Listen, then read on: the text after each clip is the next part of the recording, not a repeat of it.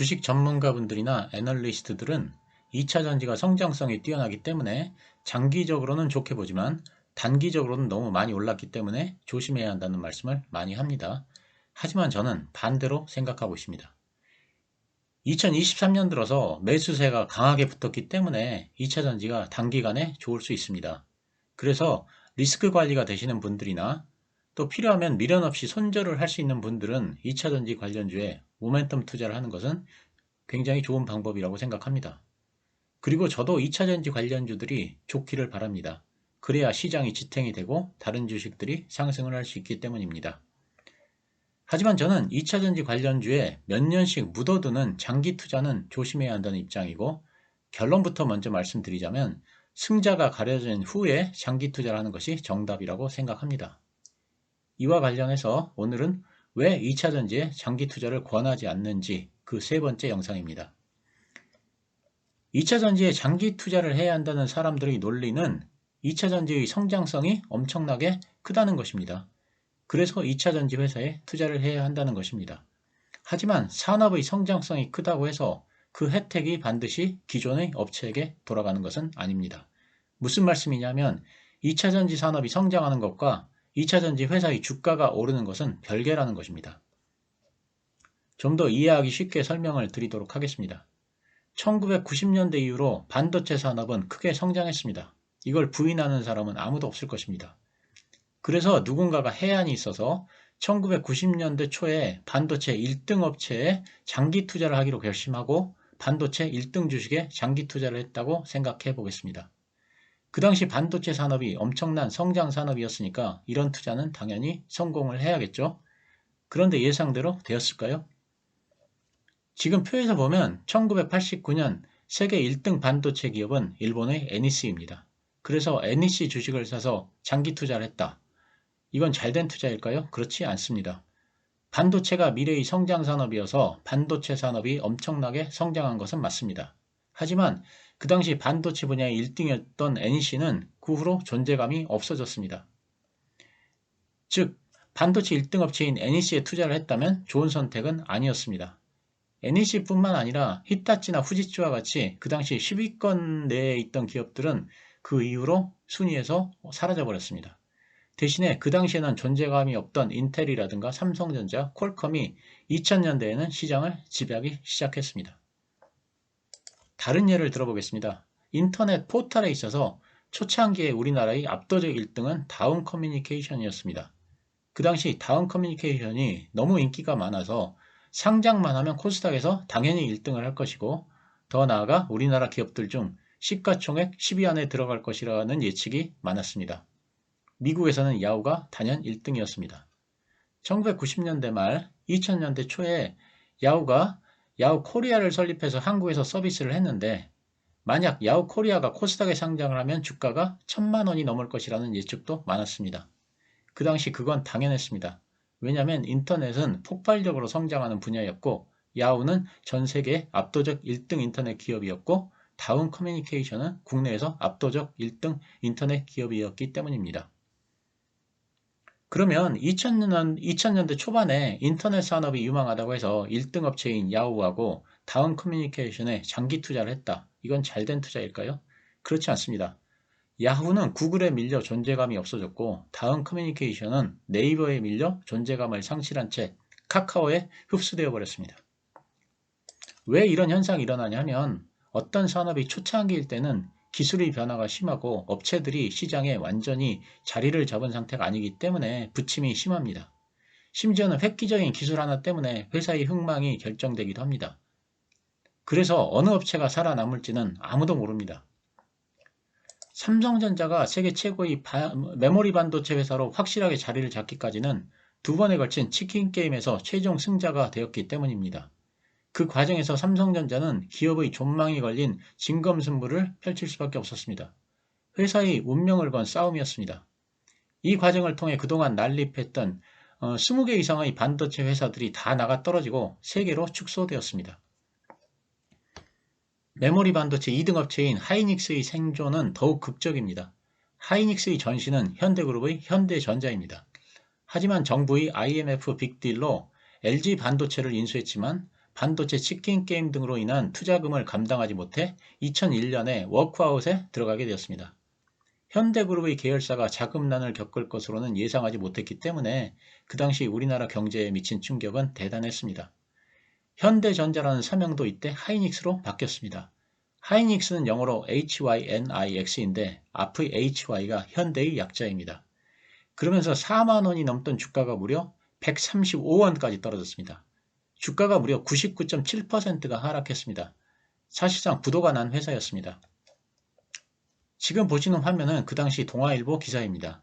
과연 정부가 여러가지 특혜를 주면서까지 하이닉스를 살려야 하는 것이냐에 대한 의견이 분분했습니다. 그래서 하이닉스 채권단은 하이닉스를 미국의 마이크론에 넘기기로 하고 채권단이 미국 마이크론을 방문해서 MOU까지 체결했습니다. 지금 보시는 화면은 그 당시 상황이 어땠는지를 보여주는 동아일보 기사입니다. 하이닉스 이사회만 통과하면 하이닉스는 마이크론으로 경영권이 넘어가는 것이었습니다. 그런데 마지막 순간에 하이닉스 이사들이 반란을 일으킵니다. 즉 하이닉스를 마이크론에 넘기기를 거부해버린 것입니다. 그러자 금융시장에서는 하이닉스의 부도를 거의 기정사실화하는 분위기가 강했습니다. 미국의 살로몬 바니증권과 같은 곳에서는 하이닉스가 매달릴 곳은 어차피 마이크론밖에 없기 때문에 매각 대금은 더 떨어질 것으로 예측을 하기도 했습니다. 그래도 하이닉스는 살아남아서 다행입니다. 그 당시 난다긴다 하는 유수의 메모리 반도체 업체들이 다 쓰러졌습니다. 독일의 키몬다나 일본의 엘피다 같은 업체들은 치킨 게임의 여파로 파산했거나 다른 기업에 흡수 합병되어 버렸습니다. 지금 보시는 화면은 2012년 치킨 게임이 끝나갈 당시의 한경 뉴스입니다. 반도체 치킨 게임이라고 하니까 사람들은 요즘의 삼성전자나 SK 하이닉스가 처한 어려움 정도로 생각하는 분들이 많습니다. 하지만 그 당시의 상황은 지금과는 비교조차 할 수 없습니다. 그 당시 치킨 게임이 얼마나 치열했냐면 주력 제품이든 512가 메가바이트 제품이 6.8달러에서 0.5달러로 90% 이상 가격이 폭락했습니다. 삼성전자가 치킨 게임에서 승리할 수 있었던 원인은 높은 점유율과 높은 수율을 바탕으로 한 업계 최고의 원가 경쟁력을 가지고 있었기 때문이고 또 필요할 경우 삼성생명 등 계열사를 통해서 추가로 자금을 동원할 수 있는 능력이 막강했기 때문입니다. 이런 지독한 치킨 게임을 거쳐서 20여 개의 반도체, 메모리 반도체 회사가 삼성전자, 하이닉스, 마이크론 등 3개 업체로 줄어들었습니다. 이들 3개 업체들은 이런 지독한 생존 경쟁에서 살아남았고 다른 회사들은 다 죽었기 때문에 지금과 같은 높은 마진과 규모의 경제를 누리는 것입니다. LG 에너지솔루션이 삼성전자 시가총액보다 더 커진다? 현재로서는 가능성이 거의 없는 얘기입니다. 이게 가능하려면 메모리 반도체와 같이 전 세계에서 2차전지 업체들이 독과점을 형성해서 가격을 쥐락펴락할 수 있을 정도가 되어야 합니다. 그런데 그렇게 독과점을 형성하려면 전 세계에서 3, 4개 업체 정도만 살아남아서 가격 결정권을 가져야 합니다. 그러기 위해서는 메모리 반도체와 같은 치킨 게임을 거쳐서 난립하는 업체들이 한바탕 정리가 되어야 합니다. 승자가 되기 위해서는 무엇보다도 원가 경쟁력을 가져야 합니다. 삼성전자가 치킨 게임에서 승리할 수 있었던 원인은 업계에서 원가가 가장 낮았다는 것입니다. 그래야 치킨 게임에서 승리할 수 있습니다. 현재 어느 2차전지 업체가 원가 경쟁력이 가장 높은지를 보면 어느 업체에 승산이 있는지를 알 수 있습니다. 자, 그러면 한번 보겠습니다. 우여곡절 끝에 승자가 된다고 가정을 해보겠습니다. 그러면 그 가운데에 커다란 손실을 감수하면서까지 치킨 게임을 벌여야 합니다. 그러면 주가가 지금보다 50%, 70%가 떨어질 수 있습니다. 하이닉스는 치킨 게임을 하는 와중에 주가가 135원까지 떨어졌습니다. 주주로서 굳이 이런 과정을 거쳐야 할까요? 저는 그럴 필요 없다고 생각합니다. 반도체만큼은 아니어도 2차전지 업체도 언젠가는 치킨 게임이 벌어질 가능성이 크다고 생각합니다. 지금과 같이 경쟁이 심해지는 상황에서는 2차전지 업체들이 절대로 마진을 많이 가지고 갈 수 없습니다. 2차전지와 전기차에 대한 리서치를 제공하는 회사 중에 벤치마크 미네랄 인텔리전스라는 회사가 있습니다. 아마 많이 들어보신 분들도 계실 것입니다. 이 회사에서 말하기를 전기차 제조업체들은 배터리 제조업체 한 곳과 계약을 맺지 않는다라고 하면서 배터리 제조업체들 간의 경쟁을 유발시켜 공급가를 떨어뜨리기 때문에 큰 곳보다는 작은 배터리 업체들을 선호하는 경향이 지속될 것이라는 말을 했습니다. 즉 전기차 회사들은 2차전지 회사들과 경쟁을 붙여 계속 가격을 낮춘다는 것인데 이건 누구나 알고 있는 사실입니다. 그래서 적정한 마진을 보장받으려면 중소업체들이 난립하면 안 되고 반도체처럼 큰 업체 위주로 개편이 되어야 합니다. 다시 말하자면 적정 수준의 마진을 확보하려면 반도체와 같이 치킨 게임을 벌여 승자를 골라내야 한다는 것입니다. 그러면 치열한 치킨 게임에서 어느 업체가 살아남을까요? 이건 아무도 알 수 없습니다. 저는 특히 중국 업체와 경쟁을 벌일 때는 항상 조심해야 한다는 말씀을 드립니다. 지금 보시는 자료는 벤치마크 미네랄 인텔리전스에서 예상한 2030년 셀 업체 순위입니다. 1등부터 9등까지가 모두 중국 회사들입니다. LG 에너지 솔루션만 겨우 10등이고 삼성 SDI나 SK온이나 파나소닉은 10위권에 없습니다.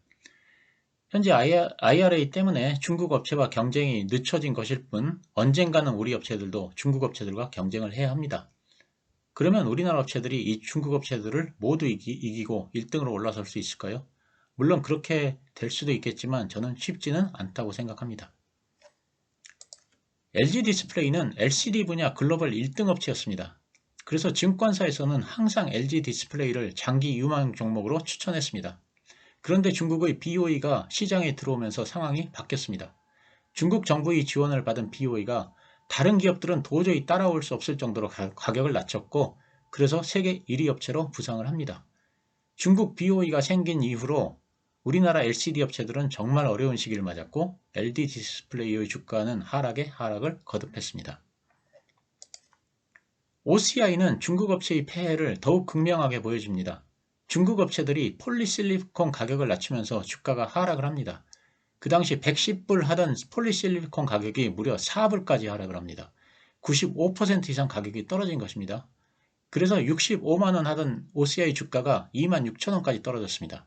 태양광이 성장성이 없는 산업이라 주가가 무너진 것이 아니라 중국과의 경쟁 때문에 그렇게 된 것입니다. 그런데 이런 하락은 누구도 예측을 하지 못했습니다. 그 당시 애널리스트들은 모두 OCI가 좋다고 난리였습니다. 결론적으로 제가 드리는 말씀은 지금 2차전지 관련주의 상승세가 두드러집니다. 한참 모멘텀이 붙었기 때문에 단기 투자는 좋다고 생각합니다. 그래서 가능하신 분은 모멘텀 투자를 하시는 것도 좋다고 생각합니다. 그리고 저도 개인적으로 2차전지 관련주가 좋기를 바랍니다.